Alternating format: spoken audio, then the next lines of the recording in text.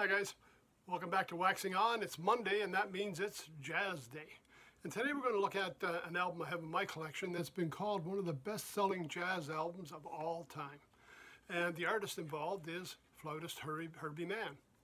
Now, Herbie Mann had been around for quite a while, and if you look at his discography on Wikipedia, it's amazing how many albums he's recorded over the years.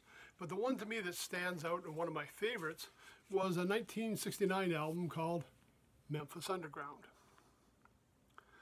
Now, Herbie Mann was doing jazz-related albums, and he wanted to try and get a little fusion with something else. I mean, this was the era of fusion. We were getting jazz rock.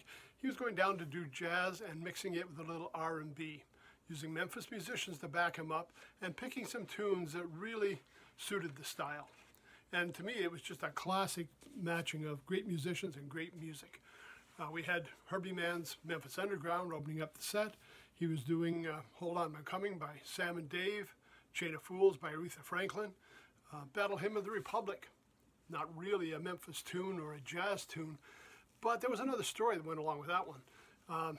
Apparently Battle Hymn of the Republic, Herbie Mann's version, was a favorite of writer Hunter Thompson. Now, I don't know how many people are familiar with Hunter Thompson. You may be familiar with some of his work. A couple of books he'd written. He wrote the book on Hell's Angels. He wrote Fear and Loathing on the Campaign Trail, and probably his most famous, made into a movie a couple of times, Fear and Loathing in Las Vegas. He also was a frequent contributor to Rolling Stone magazine.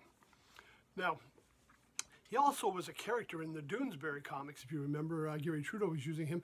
He had a character called Uncle Duke, an ambassador and a sports medicine expert. But anyways, Hunter Thompson back in 1970 decided he was going to run for county sheriff in Colorado under the Freak Power banner.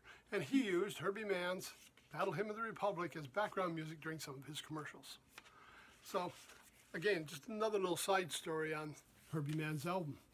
Now, if you remember, or if you've watched these, back early on in our series, I talked about albums that would be in people's houses. If you went to someone's house during this era, and this was the early 70s, you were probably going to find these three albums. And that was Krista Berg's Spanish Train, Meatloaf's Bad Out of Hell, and Jackson Browne's Running on Empty. Almost everybody seemed to have them.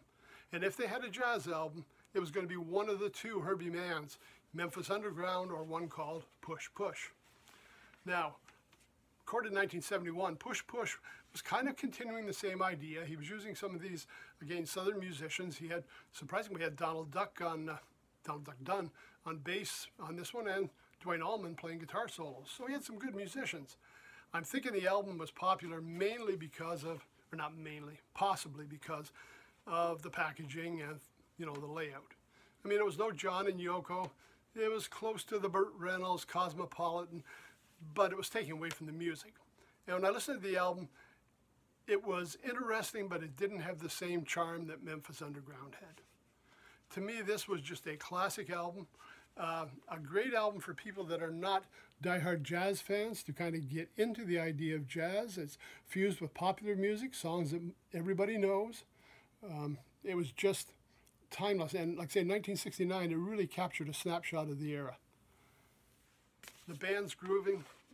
Herbie Mann is wailing on flute. It's well worth a listen.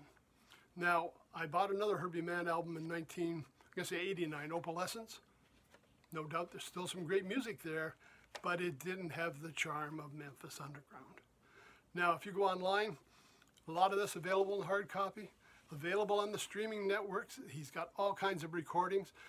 Certainly check him out. If you haven't heard him before, great place to start. If you have heard him, maybe it's nice to go back and revisit this album. Again, with the streaming networks, I've mentioned this a number of times, shop around. Not all of them pay the musicians the same amount.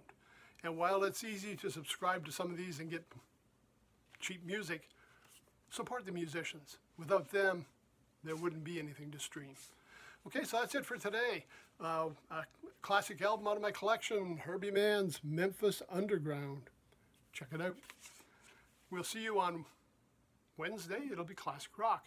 And we're going to look at another one of the horn bands. Maybe one you haven't heard before, but well worth seeking out. So until then, everybody take care. Thanks for stopping by, and we'll see you on Wednesday.